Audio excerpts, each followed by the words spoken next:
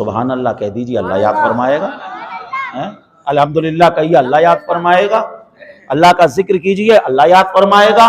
अजीज़ान मोहतरम, तो अल्लाह का जिक्र हमेशा करते रहिए। इस बात को, इस जलसे से, इस मीलाद से अपने पल्लू में बांध कर ले जाइए। करना कुछ नहीं है, सुभान अल्लाह अल्हम्दुलिल्लाह, सुभान अल्लाह अल्हम्दुलिल्लाह, सुभान अल्लाह अल्हम्दुलिल्लाह, बस इतना कहिए, ठीक है ना। अल्लाहु अकबर, ठीक है ना। तो आइए, हम हदीस पर चल रहे थे कि हदीस बड़ी अहम चीज़ होती है और हदीस को जो है बड़ी तवज्जो के साथ सुनना चाहिए। और हमारे असलाफ ने कितनी मेहनतें की मालूम है आपको।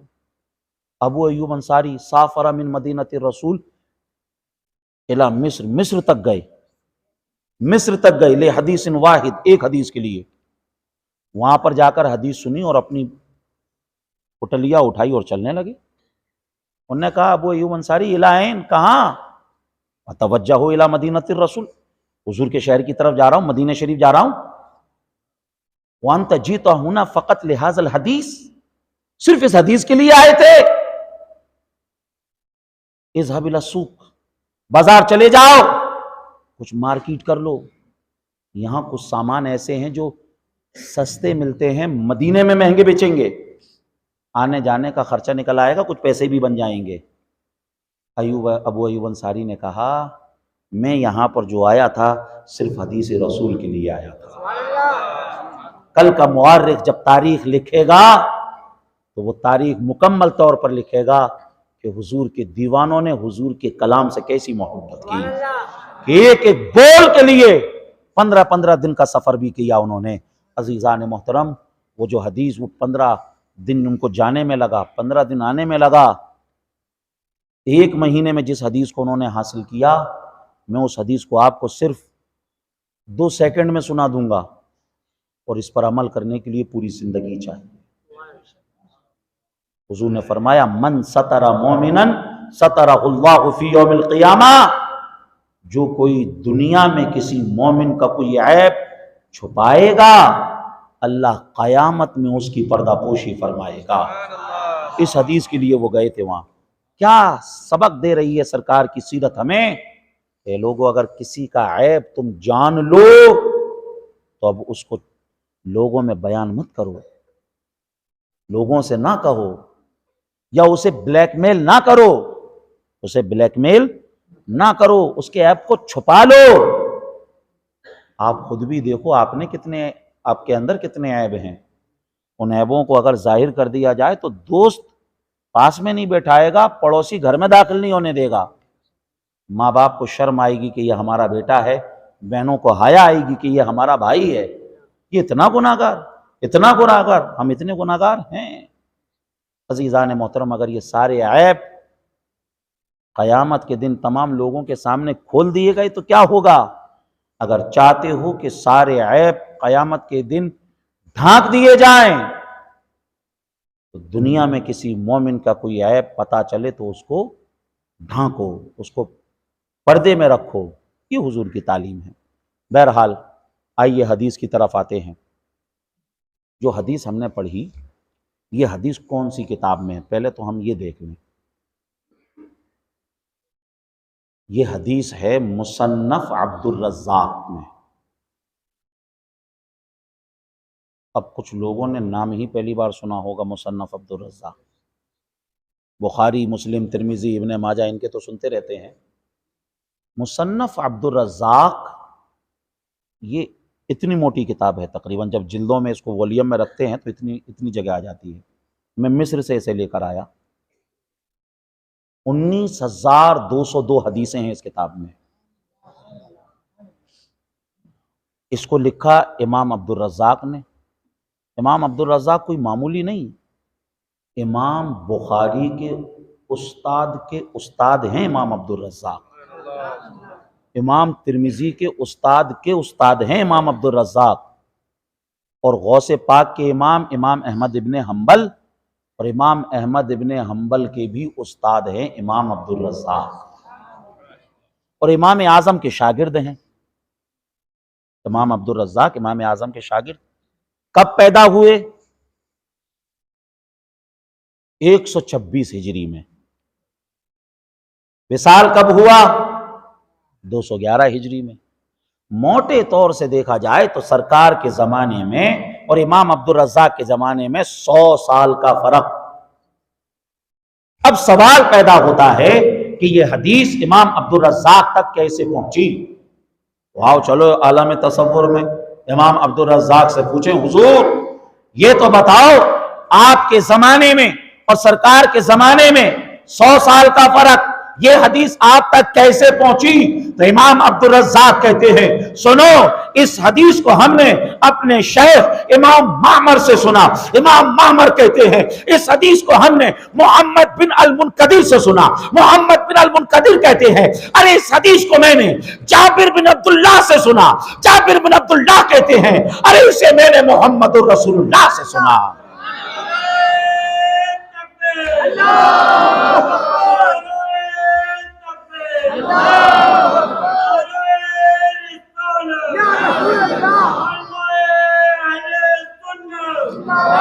माशाअल्लाह।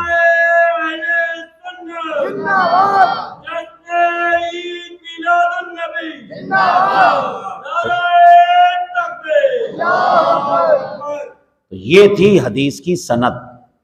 ये हदीस की सनद मालूम हो गई, किताब भी मालूम हो गई। अब इस हदीस के जो रावी अव्वल हैं वो जाबिर बिन अब्दुल्लाह हैं। जाबिर बिन अब्दुल्लाह कौन? ये हुजूर के सहाबी। अब कुछ लोग ऐसे हैं जिन्हें यह भी नहीं मालूम है कि सहाबी किसे कहते हैं। बड़ा अलमिया है। एक साहब हमसे कहने लगे कि गौसे पाक भी सहाबी है। मतलब क्या है कि मालूम ही नहीं। सहाबी कहते हैं जिसने ईमान की हालत में रसूलुल्लाह को देखा हो और ईमान ही की हालत में उनका विसाल हुआ हो, उन्हें सहाबी कहते हैं। सबसे पहले सहाबी हजरत अबू बकर सिद्दीक, सबसे आखिरी सहाबी अबू तुफैल आमिर बिन वासिला रदी अल्लाह ताला, ये आखिरी सहाबी। अब हजरत जाबिर बिन अब्दुल्लाह जो थे ना, ये हुजूर से बड़ी मोहब्बत करते थे, बड़ी मोहब्बत करते थे, बड़ी मोहब्बत करते थे। साई की तरह हुजूर के साथ रहते। 1540 हदीसें इन्होंने रसूलुल्लाह से सुनी और उम्मत तक पहुंचाई। जाबिर बिन अब्दुल्लाह की मालूम है आपको 7 बहनें थी, 7 बहनें, 7 बहनें।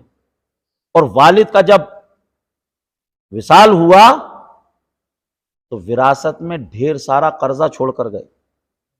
हजरत जाबिर बिन अब्दुल्लाह समझ लीजिए एक एक पैसे की उनको बड़ी जरूरत।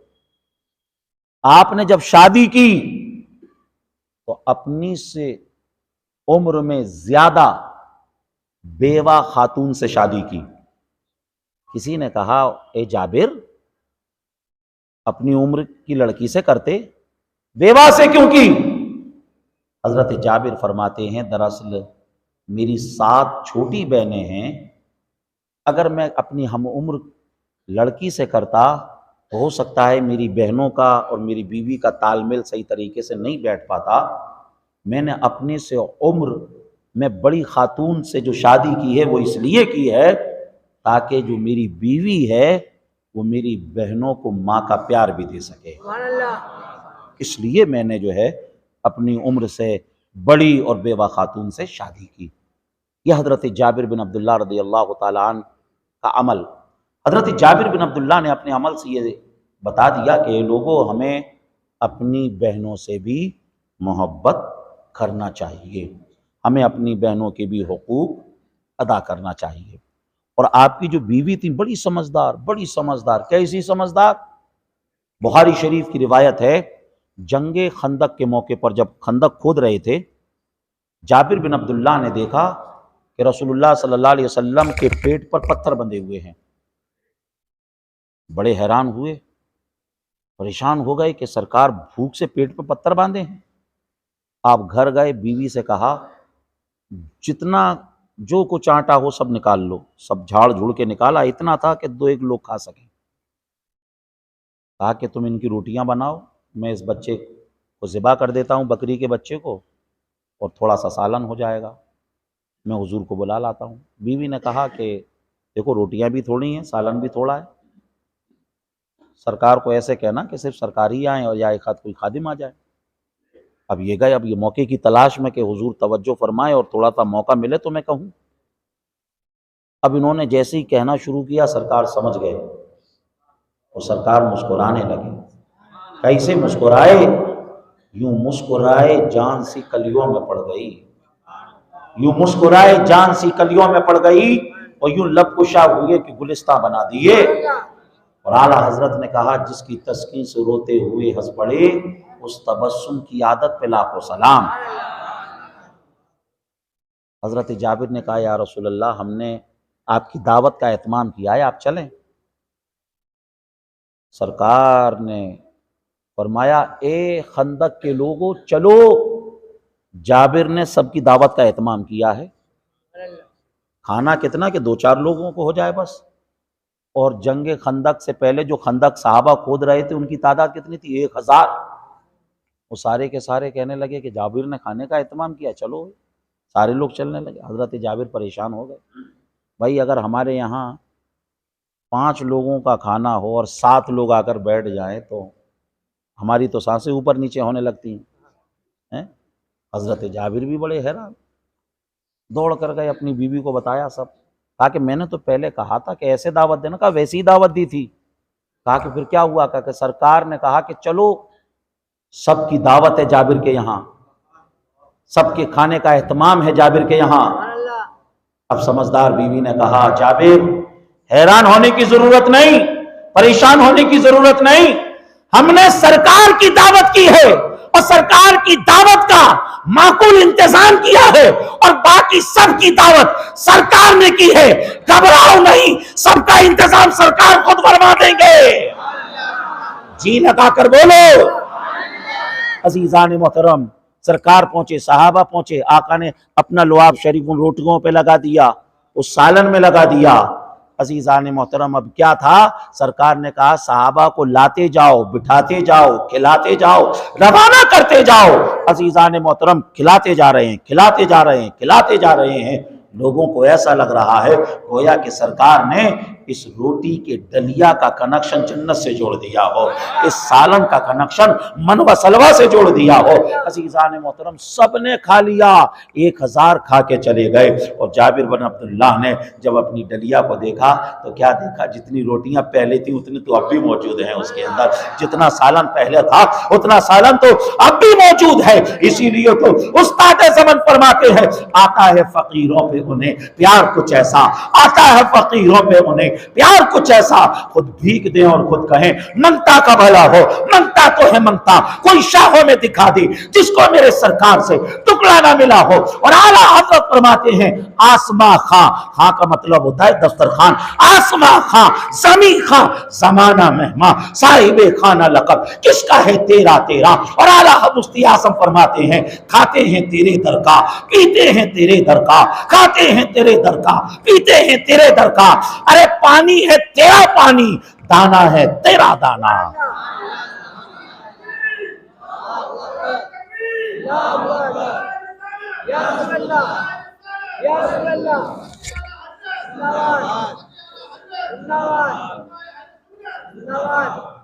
एक घंटा पूरा हो गया है, आगे चले। मना तो कोई नहीं करेगा, महफिल मिलाद में कौन मना करेगा? कौन कहेगा मुझसे कि ख़त्म कर दो? कोई भी नहीं कहेगा, ठीक है नहीं? तो बस थोड़ी सी देर और इंशाअल्लाह, क्योंकि हदीस तो काफ़ी लंबी है, काफ़ी लंबी है हदीस। अभी बस उसकी किताब किस किताब में थी ये बताया है, उसके रावी अव्वल के बारे में बताया है और उसकी सनद बता दी। इस तरीके को कहते हैं हदीस तहलीली। जामिया अज़हर मिस्र में इसको पढ़ाया जाता है, एक एक हदीस को पढ़ाया जाता है, बिल्कुल उस पर जो है ना हर एंगल से, हर नाहिए से उस पर बात की जाती है। तो हदीस की तरफ चले। मैं सोच रहा हूँ कि जो है 1 घंटा तो काफ़ी हो गया है, 1 घंटा काफ़ी हो गया है और इसमें बातें भी इतनी आ गई हैं कि अगर इसी पर अमल हो जाए, ठीक है ना, तो बहुत अच्छा है। तो इंशाअल्लाह ताला बस एक बात सुन लें, और ये जो हदीस मैंने पढ़ी है इसका तर्जमा मैं फिर कभी करूँगा इंशाअल्लाह। फिर कभी इसके बारे में सुन लेंगे। अरे कुछ तो बोलिए, ठीक है ना? हाँ, क्योंकि अब धीरे धीरे विकेट गिरते जा रहे हैं और हम नहीं चाहते हैं कि हम और सदर साहब और कमेटी के लोग ही यहाँ रह जाएं, ठीक है ना? धीरे धीरे धीरे धीरे सब चले जाएं, तो इसलिए जो है 10 मिनट बस इंशाअल्लाह ताला, 10 मिनट तो सुन ही सकते हैं, है? हाँ। ये जो हदीस है ना पूरी जो मैंने पढ़ी, इसका लुब्बे लुबाब 2 लफ्जों में ये सुन लो। हुजूर ने फरमाया कि अल्लाह ने मुझे सबसे पहले अपने नूर से बनाया, सबसे पहले अल्लाह ने मुझे अपने नूर से बनाया और फिर कायनात की हर चीज को अल्लाह ने मेरे नूर से बनाया।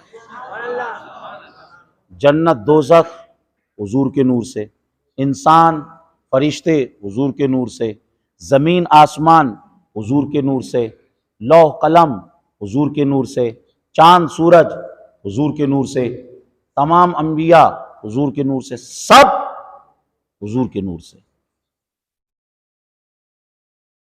वो जो ना थे तो कुछ ना था, वो जो ना हो तो कुछ ना हो, जान है वो जहान की, जान है तो जहान है। सबसे पहले अल्लाह ने हुजूर को पैदा फरमाया। हुजूर इस कायनात के दूल्हा हैं, और दूल्हा कब आता है? जब पूरी बज़्म तैयार हो जाती है। तो कितना अच्छा होता कि जमीन का बिछौना लगा दिया जाता, आसमान का शामियाना तैयार कर दिया जाता, सितारों के कुमकुमे लगा दिए जाते, शमशो कमर की किंदीलें लटका दी जाती, बरगो समर बहरो बर पहाड़ तमाम चीजों से इस दुनिया को सजा दिया जाता, फिर हुजूर का वेलकम करना था। बात समझ रहे? सब चीजों से पहले हुजूर को ही पैदा फरमा दिया और बाकी तमाम चीजों को हुजूर से। अल्लाह ने जो सबसे पहले हुजूर को पैदा फरमाया, इसमें क्या हिकमत, क्यों पैदा फरमाया सबसे पहले, इसको एक मिसाल के जरिए समझें। एक पौधा आप देखते हैं कि किसी पौधे की जो है समझ लीजिए माली उसकी देखभाल करे, उसमें वक्त पर पानी डाले, खाद डाले, धूप से उसे बचाए, उसका ख्याल रखे, उस पर लग जाए एक माली, तो 4-5 महीने के अंदर वो पौधा समझ लीजिए बिल्कुल बड़ा हो जाता है, कलियां उसमें चटकने लगती हैं, फूल उसमें मुस्कुराने लगते हैं, गुंचे उसमें खिलने लगते हैं और वो पौधा एक हसीन मंजर पेश करने लगता है। बताओ उस पौधे के यहां तक पहुंचने में माली का एहसान है कि नहीं उसके ऊपर? है भाई, अगर माली उसे पानी नहीं देता, खाद नहीं डालता, जानवरों से उसकी हिफाजत नहीं करता, आंधी तूफान से उसे नहीं बचाता, तो वो पौधा उस मकाम तक पहुंच सकता था? नहीं पहुंच सकता था। उस पौधे के ऊपर उस माली का एहसान, उस पौधे पर उस माली का एहसान। अरे ना सिर्फ उस माली का एहसान, जमीन भी ज़बान हाल से कहेगी कि इस पौधे पर सिर्फ माली का एहसान नहीं है, इस पे तो मेरा भी एहसान है। अरे जब इसे सुपुर्दे खाक किया जा रहा था तो खंजर मेरे सीने पे चलाए जा रहे थे, दम थी तो अपनी हथेली पर उगा लेते इसे। तो आपका ही एहसान, माली का ही एहसान नहीं, मेरा भी एहसान है उसका एहसान। अभी जमीन अपनी बात कही नहीं पाई थी कि हवा का तेज झोंका आया और उसने कहा जमीन सिर्फ तेरा ही एहसान नहीं, इस पर तो मेरा भी एहसान है। भाई इस पौधे का जब झूलने का दिल चाहता था तो इसे कौन झूला झुलाता था? कभी मैं इसे नसीम सहर बन के झूला झुलाती थी, कभी मैं इसे बाद सबा बन के झूला झुलाती थी। जब इसका झूलने का दिल चाहता था तो मैं ही तो झूला झुलाती थी, तो इस पर तो मेरा भी एहसान है। हवा ने समझ लीजिए इस तरीके से बात की तो सूरज ने सबको ललकारते हुए कहा, अरे तुमने अपने में फैसला कर लिया, तुम्हारा एहसान, इस पर तो मेरा भी एहसान है। भाई अगर मेरी गर्म किरणें इसे नहीं मिलती तो इसके अंदर इस तरीके की जो ताजगी तुम देख रहे हो, ये ताजगी नहीं होती, ये हरा नहीं होता। तो बताओ सूरज का भी एहसान है कि नहीं? सूरज का भी एहसान है। चांद ने कहा कि अरे तुम्हारा ही नहीं, इस पे तो मेरा भी एहसान है। सुबह सुबह इसे शबनम से वुजू कराता कौन था? इसे शबनम से वुजू तो हम ही कराते थे। पानी ने कहा अरे तुम सब होते, हम नहीं होते तो फिर क्या होता? सूख जाता। पानी का भी एहसान। बेचारा छोटा सा पौधा, माली का भी एहसान, जमीन का भी एहसान, हवा का भी एहसान, फिजा का भी एहसान, चांद का भी एहसान, सूरज का भी एहसान, तमाम चीजों का एहसान उसके ऊपर। छोटा सा पौधा इतने एहसानों से दबा हुआ है, किसी से आंख में आंख डाल के बात नहीं कर सकता है। भाई कोई ने अगर एहसान कर दिया तो फिर तो समझ लीजिए वो कह दे कि अभी दिन है, तो हाँ साहब भाई दिन ही है। भाई अगर कोई एहसान कर दे आपके ऊपर तो फिर क्या कहोगे? उसकी हाँ में हाँ ही मिलाना पड़ेगी ना, उसकी हाँ में हाँ मिलाना पड़ती है। एहसान अगर कोई कर दे तो बस उसकी हाँ में हाँ मिलाना पड़ती है, आदमी उसके खिलाफ नहीं जा पाता है। उस पौधे के ऊपर समझ लीजिए इतने एहसान, सारी चीजों का एहसान उसके ऊपर, सबरे तमाम के एहसानों से दबा हुआ है, कुछ बोल नहीं सकता है। बोलेगा तो एहसान एहसान फरामोश कहलाएगा। अज़ीज़ान मोहतरम, अगर अल्लाह मुस्तफ़ा के नूर से पहले ज़मीन को बना देता ना, तो ये ज़मीन कहती मुस्तफ़ा अगर मैं ना होती तो कदम कहाँ रखते। अगर नूरे मुस्तफ़ा से पहले अगर अल्लाह आसमान को बना देता तो यह आसमान कह सकता था मुस्तफ़ा अगर मेरा शामियाना ना होता तो किसके साए में रहते। शमशो कमर अगर पहले बन जाते तो यह अकड़ दिखाते और कहते मुस्तफ़ा अगर हम ना होते तो जिंदगी अंधेरे में गुजारना पड़ती, हमारी रोशनी नहीं मिल पाती। गर्ज के हुजूर की साथ होती, एहसान जताने वाली जमीन होती। हुजूर की साथ होती, एहसान जताने वाला आसमान होता। हुजूर की साथ होती, तेवर दिखा के बात करने वाले शम्सो कमर होते। हुजूर की साथ होती, अकल दिखाने वाले न जाने कितने होते। इसलिए अल्लाह ने इन सबको खामोश करने के लिए पहले मुस्तफा के नूर को पैदा फरमा दिया। अब नूरे मुस्तफा से जमीनों को बनाया जा रहा है, आसमानों को बनाया जा रहा है, शम्सो कमर को बनाया जा रहा है, चांद सूरज को बनाया जा रहा है, सितारों को बनाया जा रहा है, हवाओं को बनाया जा रहा है, फिजाओं को बनाया जा रहा है। अब जमीन से पूछोगे ए जमीन बता किसके सदके में बनी, तो जमीन कहेगी हुजूर के सदके में बनी हो। आसमान कहेगा हुजूर के सदके में बना हो। चांद सूरज कहेंगे हुजूर के सदके में बने हैं। जन्नत और दोज़ख कहेंगे हुजूर के सदके में बने हैं। गर्ज के कायनात के सर्रे सर्रे से पूछोगे तो वो यही कहेगा वो जो न थे तो कुछ न था, वो जो ना हो तो कुछ ना हो। जान है वो जहान की, जान है तो जहान है। इसलिए अल्लाह ने सबसे पहले हुजूर को पैदा फरमाया। अब उसके बाद सब आदम अलैहिस्सलाम भी पैदा हो गए। रिसाला नूर में मुफ्ती अहमद यार खान साहब ने लिखा कि आदम अलैहिस्सलाम के जिस्म में जब अल्लाह ने रूह को डाला तो रूह बाहर निकल आई, फिर डाला फिर निकल आई, फिर डाला फिर 3 बार निकल आई बाहर। फिर नूरे मुस्तफ़ा के कुछ हिस्से को आदम अलैहिस्सलाम की पेशानी में रख दिया। उसके बाद रूह को दाखिल किया तो रूह को इत्मीनान आ गया, रूह को सुकून आ गया। और आदम अलैहिस्सलाम की जो पेशानी में नूर जगमगा रहा था, वो जो अल्लाह ने फरमाया था ना फरिश्तों से, फरिश्तों आदम को सजदा करो, हकीकत में वो सजदा नूरे मुस्तफ़ा को था। मुफस्सिरीन ने बयान किया बज़ाहिर तो वो सजदा आदम को था, लेकिन हकीकत में वो नूरे मुस्तफ़ा की ताज़ीम के लिए था। अब नूरे मुस्तफ़ा आदम अलैहिस्सलाम से चला, नस्ला बादा नस्लिन, जीला बादा जीलिन, जहां जहां ये नूर गया वहां वहां लोगों को मुनव्वर करता हुआ हजरत अब्दुल्ला तक पहुंचा। हजरत अब्दुल्ला से हजरत आमना में आया और हजरत आमना से 12 रबीउल अव्वल 20 अप्रैल मुताबिक 571 ईस्वी को ये नूर जाहिर हुआ।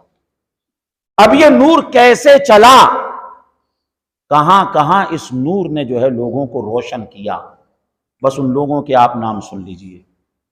हम कहें कि आपके परदादा के परदादा के परदादा का नाम बताओ तो कोई भी नहीं बता पाएगा। सो गए क्या?